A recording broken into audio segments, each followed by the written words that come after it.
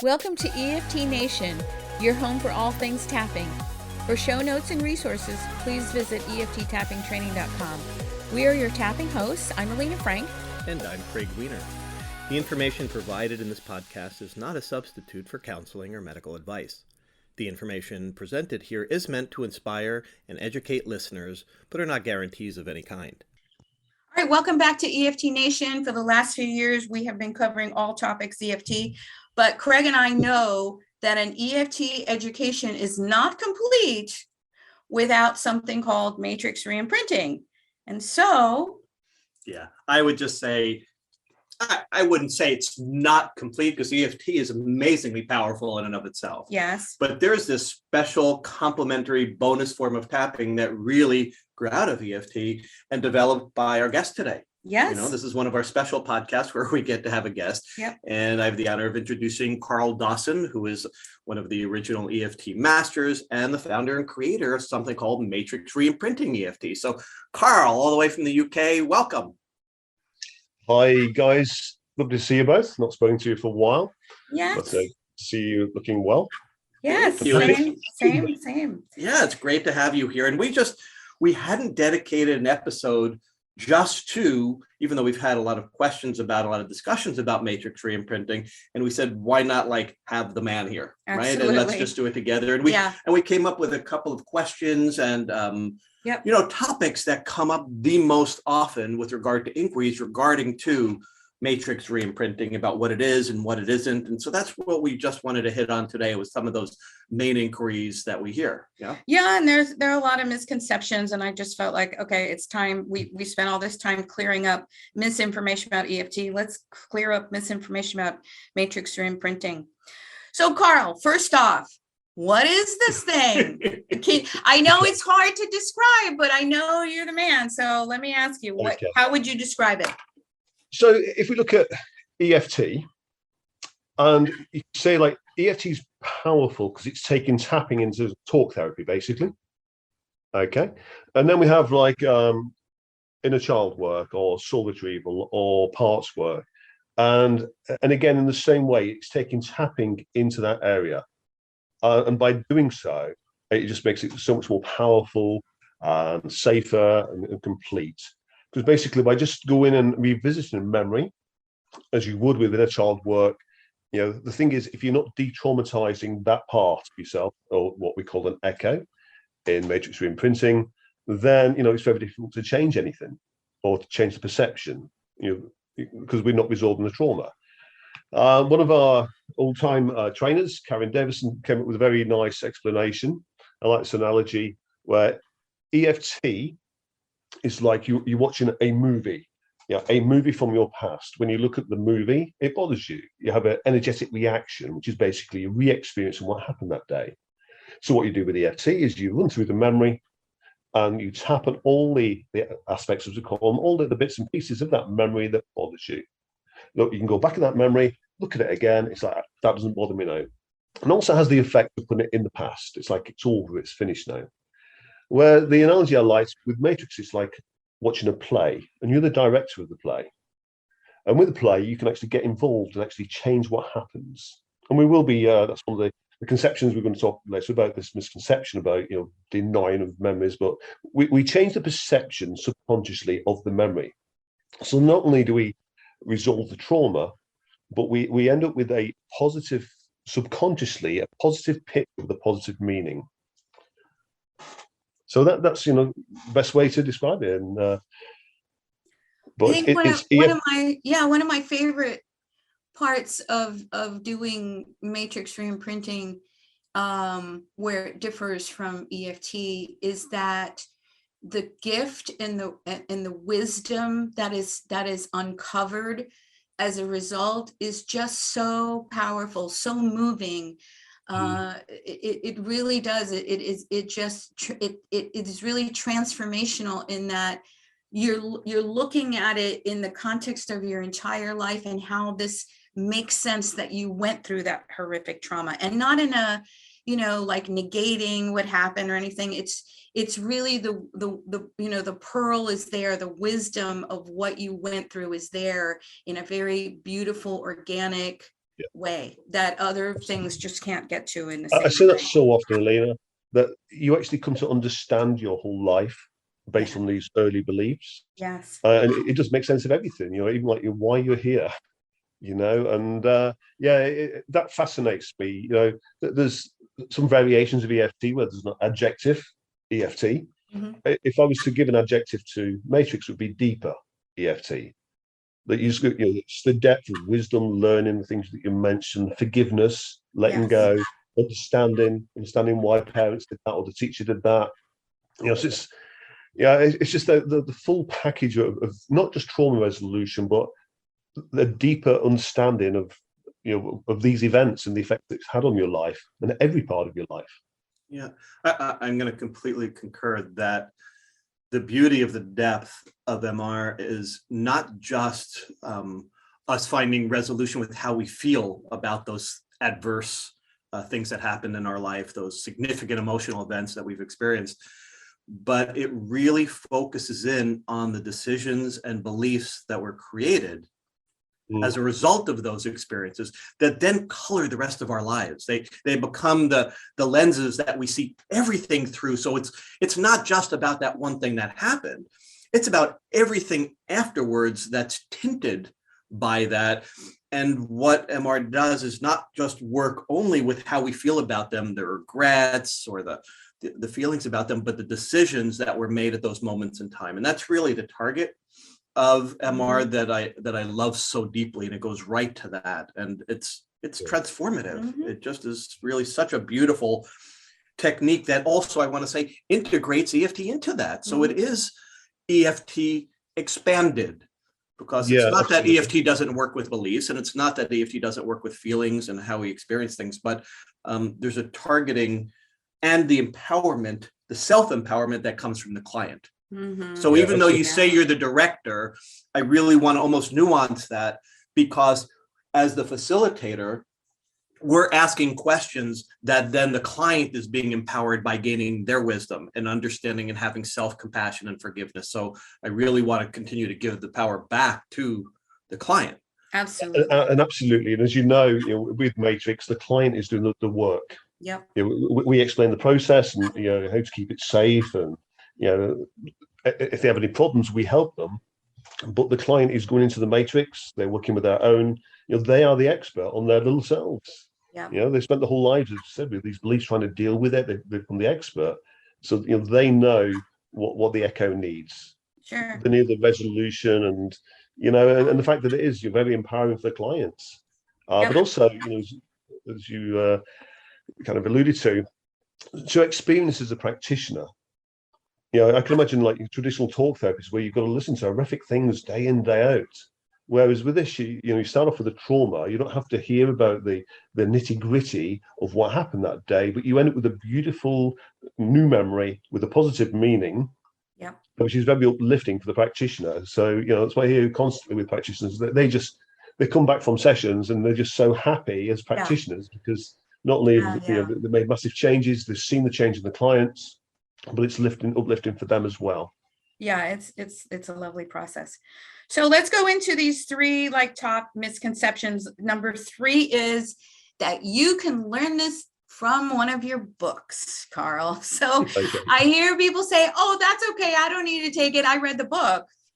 And I'm like, "Whoa, no." So what do you want to say to that? Because there is that idea that you can pick it up in a book. Absolutely. But I always thought the books were a double-edged sword. On the positive side, we got to get EFT and Matrix out there to a bigger audience, especially with it being published through Hay House. I got to then appear at big conferences and also get some of the big names to our conferences like Bruce Lipton and Sheldrake and the guys from HeartMath and the online summits that you held for a few years. We had some massive names, and I think that helped by having the book and was recognised as a Hay House author. And it got the message out there, but it was never meant, absolutely not, to be read the book and you can do this. And I'll go into some of the whole reason that a few things I learned from Gary, over his years with the EFT when he launched it in 1994. And he said, like, got to like 2006 that he'd made a mistake with not having any control over EFT. He just wanted to get it out there. Yeah, so he videoed everything. He had 3 manuals. The videos was like $25 for huge amounts of information. It was like everybody can just watch my videos, can be practitioners, can teach other people. But he realized that created massive mistakes. Which it's not criticizing Gary. This is what he said himself. It was only like 12 years later that he actually then started to put some elements of this is what I want teaching, in EFT. So from day one, I made the decision, back in 2007 when we launched Matrix and did our first conferences, that only 2 things: only people that actually attend a live course can become practitioners, and then only the official trainers like yourselves and the other trainers we have around the world can teach it. And we have that standard then of that we're all teaching the same thing. You guys very kindly with the other trainers came back, was it about 4 years ago now, wasn't it, when you came down to Brighton or from the US? That we're all like training the same thing. We'll have our own unique ways of training, absolutely, and slight differences, but the core elements of Matrix are there, and I think that's really important. With the book, you can read it and get an understanding, but it's like you can read a tennis book and it doesn't make you McEnroe, or you can read a soccer book, it doesn't make you David Beckham, does it? Right. I think that really nailed it by saying that. It's like you can become informed, you get a good taste for it, right? You get a sense of what it's like and what it can do, but it's never been meant to be an instruction manual for how to do it.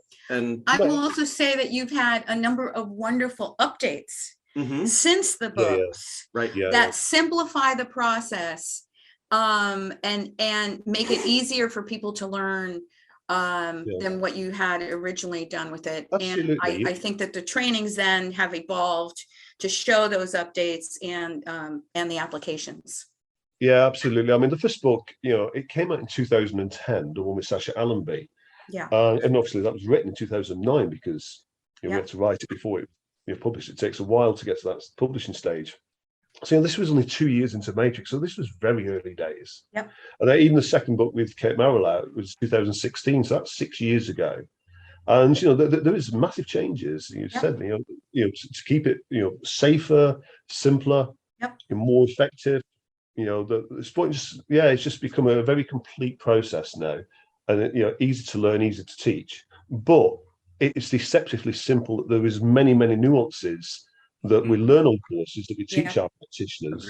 But to keep it safe, to keep it effective, that you just can't pick up in a book. And if you think, how many EFT books out there are there? I mean, there's probably hundreds of EFT books now. Right. Gary's own book with the From Energy Psychology, the author's books, and the whole vast array. But I still have people coming on my courses, have done for 18 years. And in the UK, that's the way people learn EFT. They come on courses. Yep. We had the first organization, AMT, in 1998, only 4 years after Gary put EFT out there to the world. And then the AA Met, which is now EFT International, which I know your trainers are or through. And it's helped to standardize EFT in the UK. That people know what they're doing, that it is safety is so important. Right. And it has been useful to have the books out there. So many people have read the books and come on the courses because of the book. I was speaking to an Indian lady today who's an inner child specialist in different modalities, and she said, "I just read your book and I just love everything in the book. I want to come on your course." Right. And the courses, of course, we put them on several times a year, but they're also around the world. Yeah. So well, let me go that this dovetails nicely with greatest misconception number 2 is the idea so there are not a lot, but there are some copycats out there. And so we want you, the audience, to know that if you really want to get the real deal, you need to go to matrixreimprinting.com, where you will see those approved trainers. You will see the courses that are there. You have a whole network of support. You have all these wonderful training videos. There is a certification process that we encourage you to go through. So I think that you hear these little phrases. I mean, things like matrix, you know, it perks up your ears. You're interested. What does that mean? How does that?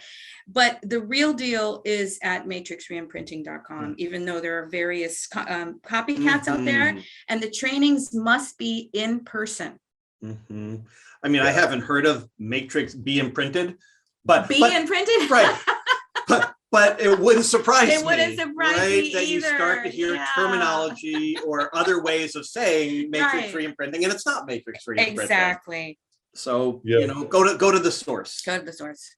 Yeah. No, absolutely. You know, I've seen it over the years that some very similar things, but you know, with Matrix, as Gary used to say, Gary Craig, that you know he stood on the shoulders of giants. You know, as in EFT came from kinesiology, came from Eastern energy medicine, NLP, you know, and other bits and pieces that you know packaged together. You know, elements of hypnotherapy, you know, and the same with Matrix. You know,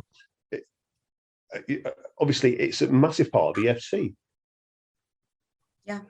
That's my initial learning was from EFT, and then you know just back in 2007, just being creative with EFT and just you know just coming across this almost by accident, and then from there it grows and grows. But you know, I've always what people said about myself is you know I always give credit to the people that you know I just talked to Karen Davison with this metaphor. You know that was her metaphor. You know I give her credit for that. You know I've got a lot of practitioners that taught me things over the years. You know the people that are my heroes. You know the Bruce Liptons. So you know Bruce Lipton says. You know it's not. I'm not saying. Right. You know the same with Rupert Sheldrake. You know I like to give credit. A term I'm going to use in a little while. Creative completion came from you guys. You know which I love the term. And when we talk about the memory changing and how that works, I love the you know that and I give credit to you. And I think that's the thing that you know we all do stand on the shoulders of giants, but give credit to the people. That took you to a place and not just you know with the copycats. A lot of them are just kind of saying, "Oh, this is mine." Yeah, right. Well, they say mimicry is the greatest form of flattery, right? So, and it's somewhat you know, Craig, for years, you know, it's popped up around the world. And you know, I'm not going to get into court battles over everything. Simply, what I say is, you know, we have our official Matrix practitioners, our official trainers. You know, that you can find on the website, as you said.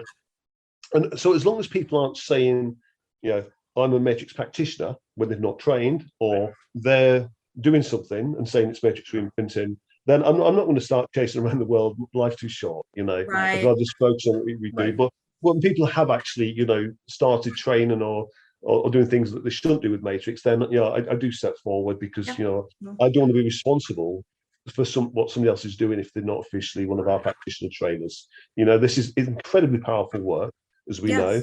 Yes. You know, and you know, I've mentioned safety about 6 times already, but you know, if people misunderstand this, it can be you know re-traumatizing. Sure. And we go to great lengths to make it you know so gentle in the fact that we don't you know re-traumatize the client, and it's a big part of Matrix. And you know, from you know, we talked about like resourcing the resourcer.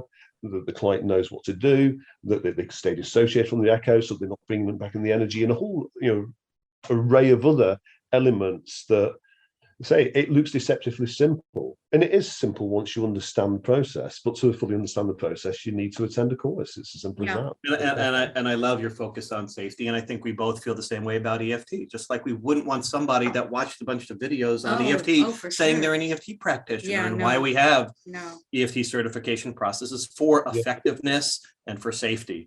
And for many years, that's what you know. Certainly in the US, because Gary put his videos out, so you know. You know, it said like a lot of people in the US, previous to like you know you guys and certain other trainers, because there's even now to this day there's not that many trainers of EFT in the US, is there? Right. You know, I mean, there's literally you know there's probably 200 or 300 EFT trainers in the UK, and we're just like you know what we've got 65 million, you've got 330. You know, I mean, we have got that's impressive in a small country. So you know, a lot of people in the US did learn EFT by watching Gary Craig's videos because that's what or other things, or other, or reading, and that's why you trying to set a high standard. You know, that's okay.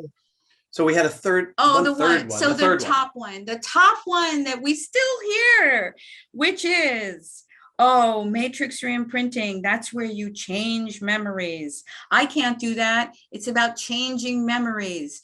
And that's disempowering. Yeah, it's really fascinating that myth is still out there. So what do you want to say about that, Karl?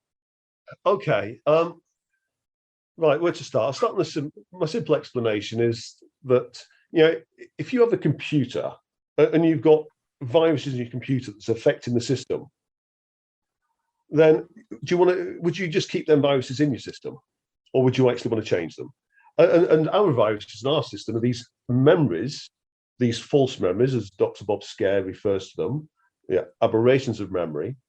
You're created basically from other people's beliefs in that first 6 years, which Bruce Lipton talks about, because of observing our parents and siblings. So we have these memories to which we stamped on a meaning, because when you were traumatized, in that moment of trauma, you always make a belief decision, as we mentioned previously. But once it's there, we'll spend the rest of our life attracting situations, creating situations, and looking for proof of that belief. And then it globalizes and the reaction gets bigger and bigger, as many people will understand. So first of all, we're just changing the perception of these memories. So let's talk about, memories in the first place, traumatic memories. Dr. Bob Scare refers to an aberration of memory because it's not saying that the event didn't happen, but our perception of the event. When you're in fight and flight, which typically you go into fight and flight first, you're in a threatening situation, fight and flight. And then if you notice, when fight and flight, you always feel completely isolated on your own and everything looks dangerous and threatening. And that gets recorded. So that look on mum's face, she might be, oh, my poor baby, I don't know what to do. And you make it, oh, mum hates me. So the memories are kind of false memories in the first place. So that's not that they didn't happen, but our perception of what happened is skewed. And then you've got Dr. Karim Nader, a neurobiologist, that's proven that every time you go and look at these memories, you actually adjust them and change them throughout your life. So they're false memories, and they're running 99%, up to 99% of everything you're doing during a day is, we have positive, neutral, but a lot of these negative memories are controlling the whole show. Okay, so we're talking about, we're just changing the perception subconsciously. Now, the first thing is, once we've gone in and worked with these memories, people consciously know what happened still. Yes. It's not like scrubbed it out and then they, so that's the first thing. They know what happened, but these false memories, these aberrations of memory that control our lives, we're just allowing them to complete it in a positive way. Now, I don't want to go into too much detail, but we look at the two types of memories. We've got the big T traumas, small T traumas. And I like your explanation of this, Craig, is the little T traumas where there's a perception of threat to your survival. And the big T traumas, there really is a threat to survival. Okay, so what we do with the big T traumas, we don't go in the middle of the trauma where someone's getting abused or attacked or in the middle of a car crash. And that'd be, silly. Or it's something actually in the very early days, we would do that, but it gets messy. So no, we would just go after the event. There's two key things that's important.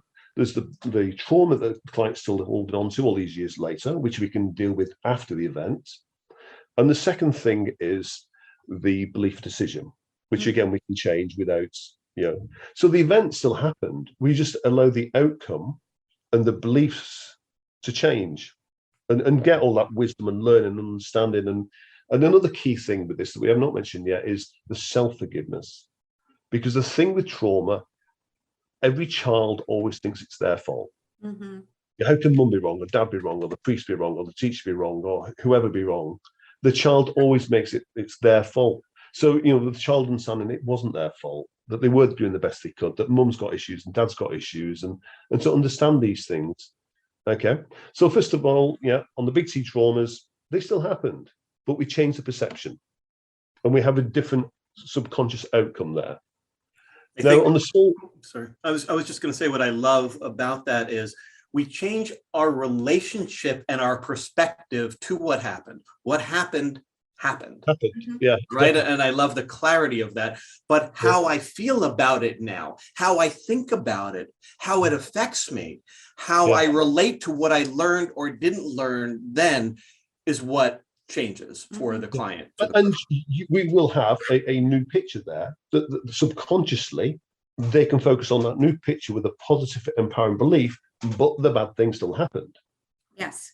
Yeah, that still happened, but the trauma's gone and the perception's gone, and they've got a different image there controlling the system, controlling the programming.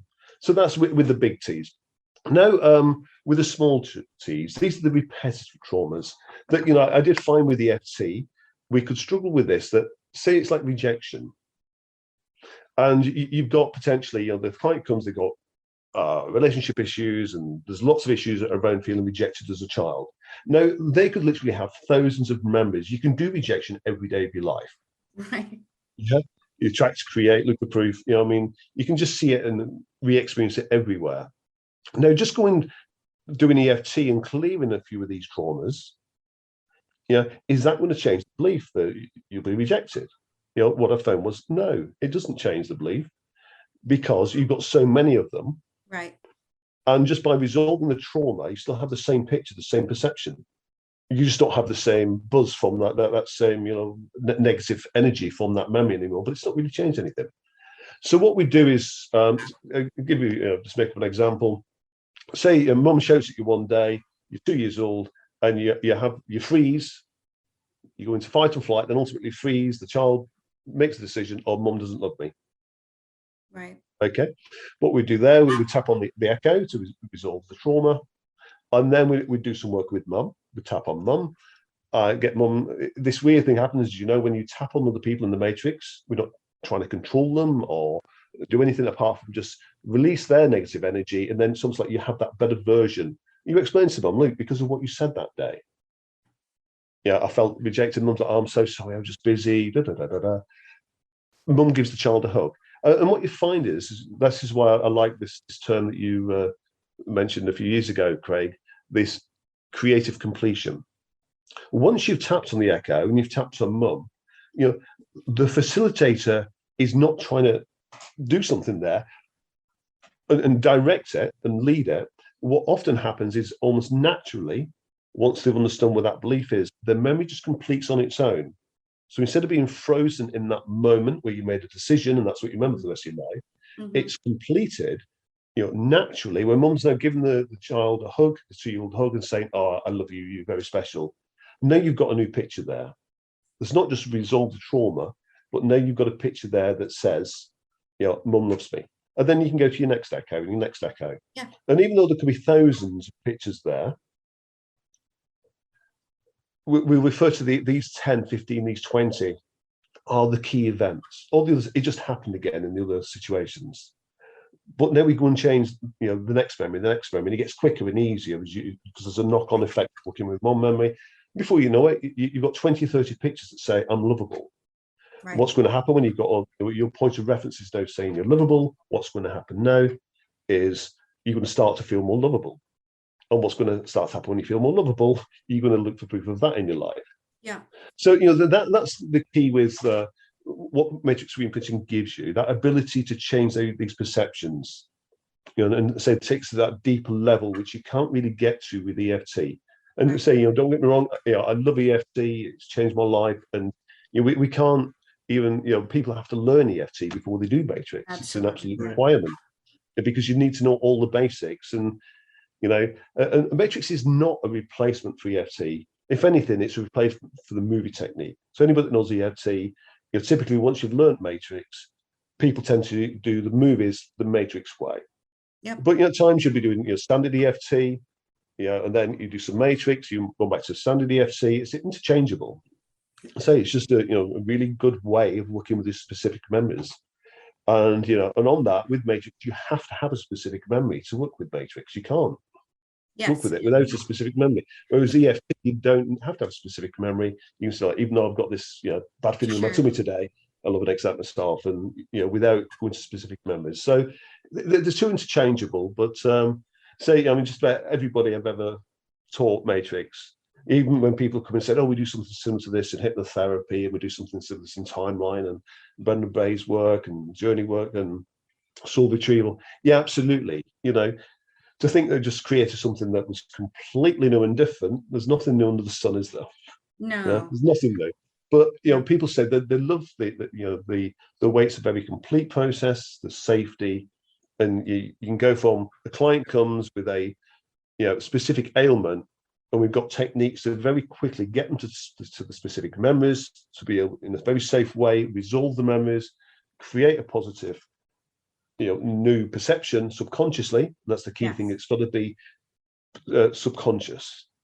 Isn't that really, just to kind of wind down the final term, when people think about imprinting, and they think about that first level of a parent and a child, that imprinting is a learning, right? Yeah, but the learning isn't always helpful or accurate or truthful.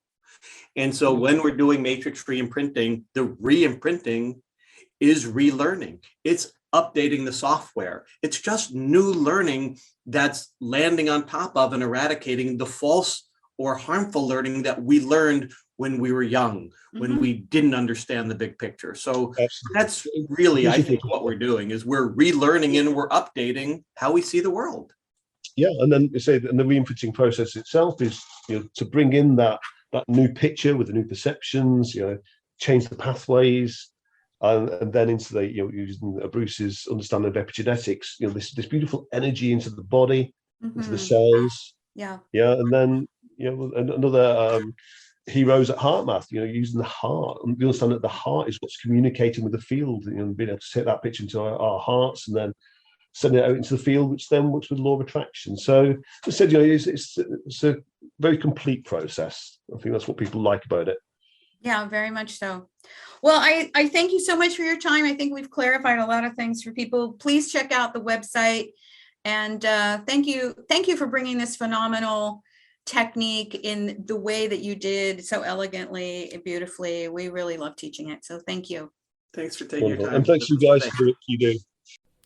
Thanks for joining us today at EFT Nation. And remember that you can find show notes and previous episodes at EFTtappingtraining.com.